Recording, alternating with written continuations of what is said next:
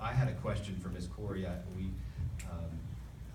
We did ask each other a lot of questions, but one of them was about just an individual case. We had a client named DeAndre Ezel, and I'd like to ask this question, Ms. Corey. I'd like to know why her office continues to protect Jacksonville Corrections Officer David Stevens, not the David Stevens that's here, but another David Stevens, who brutally attacked a handcuffed African-American juvenile, our client, DeAndre Ezel, and why the state attorney's office, even having seen the video, which depicts an outrageous attack on this defenseless handcuffed African-American juvenile, why they continue to refuse to seek justice and charge the corrections officer for his blatant attack. So whether it's refusing to prosecute this corrections officer for obvious crimes or standing in the way of Veterans Court, I believe Ms. Corey has chosen her personal way of justice, which is a justice that has been failing the criminal justice system for years. You can't arrest your way out of a crime problem. Rather than follow the lead of the national trend of smart justice, which is a proven effective way to fight crime in our community and make us safe.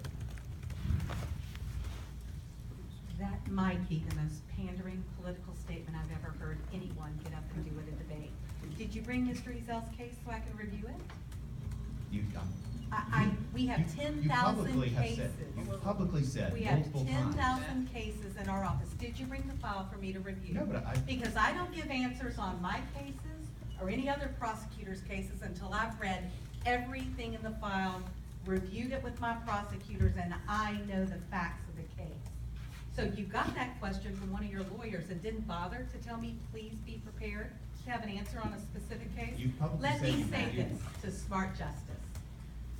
We choose, out of your precious tax dollars, to spend $1.2 million of our budget on our smart justice programs.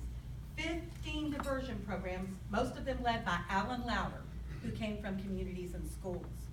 How dare he stand here and say that we aren't following the national trend on smart justice, when in fact we are.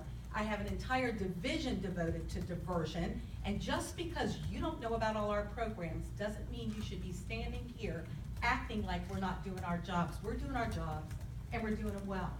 We have diverted so many adults and kept them, and you know the smartest justice program I had that wasn't going on under the former state attorney, that he never had an idea about? I stopped having citizens, African American, white, male, female, you name it, arrested for worthless checks. We have cut that program out completely. And that was Angela Corey's idea, because I didn't believe that we should be arresting people, putting them in jail, taking officers on the streets, making them pay back the check, and then dropping the charges after they paid back the check. So now people only go to jail for a worthless check if it is truly a crime.